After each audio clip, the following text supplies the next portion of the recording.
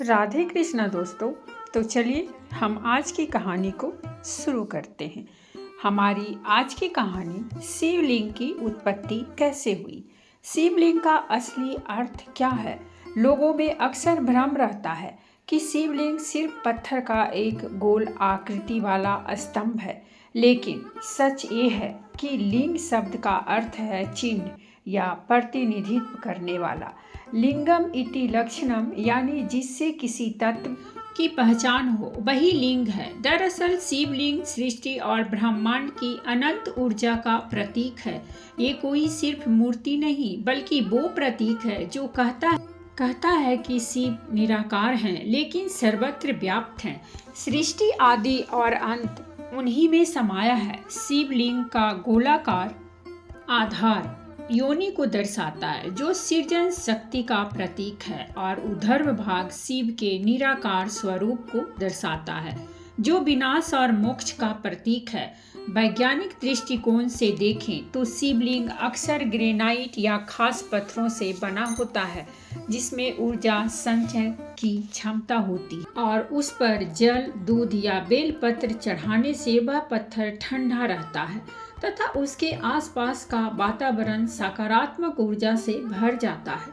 शिवलिंग वास्तुशास्त्र के हिसाब से भी नेगेटिव अन्यास पैदा करता है जिससे मानसिक शांति और ध्यान में सहायता मिलती है। इसीलिए जब हम शिवलिंग पर जल चढ़ाते हैं तो हम केवल एक मूर्ति पर जल नहीं चढ़ा रहे होते हैं बल्कि अनंत ब्रह्मांड, अनंत ऊर्जा और अपने भीतर के शिव तत्व को नमन कर रहे होते हैं। यह कथा सिर्फ पुरानी कहानी नहीं बल्कि यह बताती है कि शिवलिंग सृष्टि के आरंभ और अंत दोनों का प्रतीक है और वह हमें अनंत का बोध कराता है। दोस्तों, हम सब शिवलिंग की पूजा करते हैं, उसे भगवान शिव का प्रतीक मानते हैं, लेकिन क्या आपने कभी सोचा शिवलिंग की उत्पत्ति कैसे हुई? क्या ये सिर्फ एक पत्थर की आकृति है या इसके पीछे कोई विराट दिव्य रहस्य छुपा है? आज हम जानेंगे वो कथा जिसके कारण शिवलिंग की स्थापना हुई और जिसे पुराणों में अनंत ब्रह्म का प्रतीक कहा गया है। बहुत बहुत प्राचीन काल की बात है। एक बार ब्रह्मा जी और विष्णु जी के बीच यह विवाद छिड़ गया कि कौन सबसे बड़ा है। ब्रह्मा जी बोले कि मैं सृष्टि करता हूँ, सब कुछ मुझसे उत्पन्न हुआ है, इसीलिए मैं ही सबसे महान हूँ। विष्णु जी बोले कि नहीं, मैं पालन करता हूँ, बिना मेरे पालन के सृष्टि चल ही नहीं सकती, इसीलिए मैं बड़ा हूँ। तब अचानक वहाँ एक विशाल अग्निमय स्तंभ प्रकट हुआ जो इतना ऊंचा था कि उसकी न तो ऊंचाई दिख रही थी और न ही गहराई। उसकी लौ तेज थी पर उसमें शांति और दिव्यता भी छिपी थी। उसे देखकर ब्रह्मा और विष्णु दोनों ही चकित रह गए। तभी उस अग्नि स्तंभ से एक दिव्य आवाज गूंजी कि तुम दोनों में जो इस स्तंभ का आदि अंत खोज लेगा वही सबसे बड़ा कहलाएगा। फिर विष्णु जी वराह रूप धारण कर उस स्तंभ की जड़ खोजने के लिए पाताल की ओर चले गए और ब्रह्मा जी हंस के ऊपर में स्तंभ के शिखर की ओर उड़ चले। दोनों अनंत काल तक चलते रहे पर न कोई आदि मिला न अंत। विष्णु जी थक कर लौट आए और स्वीकार किया कि मैं इसका आदि नहीं खोज पाया। यह स्तंभ अनंत है और शिव ही परम है। पर ब्रह्मा जी ने झूठ कह दिया कि मैं स्तंभ का शिखर देख लिया हूँ और केतकी के फूल को साक्षी बना लिया। तभी उस अग्नि स्तंभ के बीच से भगवान शिव प्रकट हुए। उनका तेज ऐसा था कि ब्रह्मा और विष्णु की आंखें झुक गई। शिव ने क्रोधित होकर कहा कि ब्रह्मा, तुमने झूठ कहा, इसीलिए तुम्हारी पूजा पृथ्वी लोक में कभी नहीं होगी और केतकी का फूल भी शिव की पूजा में वर्जित रहेगा। शिव जी बोले कि वह अग्नि स्तंभ ही मेरा स्वरूप है, वही मेरा लिंग रूप है और उसी की उपासना से मोक्ष मिलता है। इस कथा से यह स्पष्ट होता है कि शिवलिंग कोई साधारण पत्थर नहीं बल्कि वह अनंत ज्योतिर्लिंग का प्रतीक है। यह बताता है कि शिव जी का न आदि है न अंत, वह अनंत निराकार ओंकार स्वरूप और सृष्टि के मूल तत्व हैं। पुराण कहते हैं लिंग इति लक्षणम, अर्थात जिससे किसी अनंत तत्व का बोध हो वही लिंग है। वैसे तो शिवलिंग से जुड़ी अनेक कथाएं और रहस्य हैं, जिनमें हर एक कथा हमें शिव के अनंत स्वरूप और उनकी महिमा का नया पक्ष दिखाती है। ठीक इसी तरह एक और बेहद रोचक कथा है, जिसमें सूर्य और चंद्रमा भी शिवलिंग की उत्पत्ति और उसकी दिव्यता से जुड़े हुए नजर आते हैं। आइए सुनते हैं यह अद्भुत कथा। बहुत पुराने समय की बात है। एक बार देवताओं के राजा इंद्र ने देखा कि सूर्य और चंद्रमा दोनों ही अपने तेज और सौंदर्य पर घमंड करने लगे हैं। सूर्य को लगता था कि उसके प्रकाश के बिना सृष्टि में कुछ संभव नहीं, जबकि चंद्रमा को विश्वास था कि उसकी शीतल किरणों के बिना संसार अंधकार और उथल पुथल से भर जाएगा। इंद्र ने इस घमंड को दूर करने के लिए दोनों को एक साथ लेकर भगवान शिव के पास जाने का निश्चय किया। जब वे कैलाश पहुंचे तब शिव मुस्कुराए और बोले, यदि तुम दोनों सोचते हो कि संसार केवल तुम्हारे कारण है तो यह भ्रम है। तुम दोनों का तेज मुझसे ही उत्पन्न है। तुम दोनों ही मुझ में लीन हो और मुझसे ही उत्पन्न होते हो। शिव ने अपनी आंखें बंद की और तभी उनके भीतर से एक तेजस्वी प्रकाश का स्तंभ प्रकट हुआ, जो आकाश तक फैल गया। वह स्तंभ इतना प्रचंड और दिव्य था कि सूर्य और चंद्रमा का तेज उसमें तुच्छ प्रतीत होने लगा। शिव जी ने कहा, यह ही मेरा लिंग स्वरूप है। इसमें न आदि है न अंत, इसमें ही संपूर्ण ऊर्जा समाई है। तुम दोनों का तेज भी इसी से उत्पन्न होता है। सूर्य और चंद्रमा ने झुककर शिवलिंग की पूजा की और घमंड त्याग कर कहा, हे देवों के देव, हम समझ गए कि आप ही आदि और अंत हैं। हम तो बस आपकी शक्ति का एक अंश हैं। तभी शिव ने आशीर्वाद दिया कि तुम दोनों का पूजन मेरे लिंग स्वरूप पर सदैव होगा। सूर्य मेरे लिंग को ऊर्जा देगा और चंद्रमा शीतलता प्रदान करेगा। यही कारण है कि कई शिवलिंगों पर सूर्य की किरणें विशेष रूप से गिरती हैं और चंद्रमा की चांदनी में शिव की पूजा का महत्व है। इस कथा से यह संदेश मिलता है कि संपूर्ण ब्रह्मांड की सारी शक्तियाँ शिवलिंग में ही समाई हुई हैं और उसमें सूर्य का तेज और चंद्रमा की शीतलता दोनों ही सम्मिलित हैं। अब असली सवाल, शिवलिंग पर जल ही क्यों चढ़ाया जाता है? इसका जवाब 3 स्तरों पर छुपा है, पौराणिक, आध्यात्मिक और वैज्ञानिक। कहा जाता है कि समुद्र मंथन के समय जब हलाहल नामक भयंकर विष निकला, तब सारी सृष्टि विनाश के कगार पर पहुंच गई और देवता दानव सभी घबरा गए। तब भगवान शिव ने संसार की रक्षा के लिए सारा विष पी लिया, जिससे उनका कंठ नीला पड़ गया और वे नीलकंठ कहलाए। लेकिन उस विष की अग्नि उनके शरीर में भयंकर जलन पैदा करने लगी।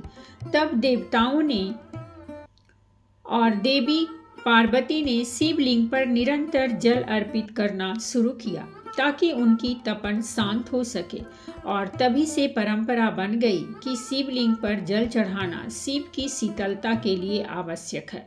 यह बात यहीं खत्म नहीं होती, क्योंकि आध्यात्मिक दृष्टिकोण से देखा जाए तो जल ही जीवन है और शिव को पंच तत्वों का स्वामी भी कहा जाता है, जिसमें धरती, जल, अग्नि, वायु और आकाश शामिल है। जब हम शिवलिंग पर जल चढ़ाते हैं तो यह केवल पूजा नहीं बल्कि एक संकेत होता है कि हम अपनी भीतर की तृष्णा और अहंकार को शिव में अर्पित कर रहे हैं, और यह हमें हमारे अहंकार के समर्पण का प्रतीक है। इसके अलावा जल शांति और शीतलता का प्रतीक है और शिव स्वयं शांत और सौम्य स्वरूप हैं। इसीलिए जब हम उन पर जल अर्पित करते हैं तो यह हमारी प्रार्थना होती है कि हमारे भीतर की ज्वाला और व्याकुलता शांत हो जाए। लेकिन असली रहस्य तब और दिलचस्प हो जाता है जब हम इसे वैज्ञानिक दृष्टि से देखते हैं, क्योंकि शिवलिंग अक्सर ग्रेनाइट या खास पत्थरों से बनाया जाता है जिसमें पाइजोइलेक्ट्रिक गुण होते हैं। ये पत्थर वातावरण की ऊर्जा को अवशोषित और उत्सर्जित करते हैं और जब उन पर जल चढ़ाया जाता है तो पत्थर ठंडा रहता है तथा उसमें उत्पन्न इलेक्ट्रोमैग्नेटिक वेव्स स्थिर हो जाते हैं, जिससे आसपास का वातावरण सकारात्मक ऊर्जा से भर जाता है। यही नहीं, मंदिरों का वास्तुशास्त्र भी ऐसा बनाया जाता है कि जहाँ शिवलिंग स्थापित होता है वहाँ का क्षेत्र निगेटिव अन्यास से भरपूर रहता है और जब हम शिवलिंग पर जल चढ़ाते हैं तो ये अनायास और अधिक सक्रिय होकर तनाव, डिप्रेशन और माइग्रेन जैसी समस्याओं को कम करने में मदद करते हैं। इसीलिए वैज्ञानिक भी मानते हैं कि शिवलिंग पर जल चढ़ाना केवल धार्मिक अनुष्ठान नहीं बल्कि एक प्रकार की प्राकृतिक थेरेपी भी है जो तन और मन दोनों को शांति और ऊर्जा प्रदान करती है। अब सवाल आता है कि केवल जल ही क्यों नहीं बल्कि बेलपत्र, दूध, शहद और धतूरा भी शिवलिंग पर क्यों चढ़ाया जाता है। दरअसल इसके पीछे गहरे धार्मिक और वैज्ञानिक कारण छिपे हैं। दूध शिवलिंग को शीतलता प्रदान करता है और शुद्धता का प्रतीक माना जाता है। बेलपत्र की 3 पत्तियां त्रिदेवों का प्रतीक है और इसमें औषधीय गुण भी भरपूर होते हैं जिससे वातावरण शुद्ध और मन शांत होता है। धतूरा अपने आप में विष है, लेकिन इसे शिव को अर्पित करने का अर्थ है कि हम अपने भीतर के विष, विकार और नकारात्मकता को शिव को सौंप रहे हैं ताकि वह उनका दमन कर सके। वही शहद मीठे स्वभाव और जीवन में मधुरता का प्रतीक है और इसे अर्पित करना इस बात का संकेत है कि हम अपने जीवन में मिठास और सौहार्द चाहते हैं। ये सारी चीज़ें सिर्फ प्रतीक नहीं हैं बल्कि औषधीय और मानसिक रूप से भी बेहद लाभकारी हैं, क्योंकि इनमें प्राकृतिक गुण होते हैं जो शरीर और मन दोनों को सकारात्मकता, ऊर्जा और शांति प्रदान करते हैं।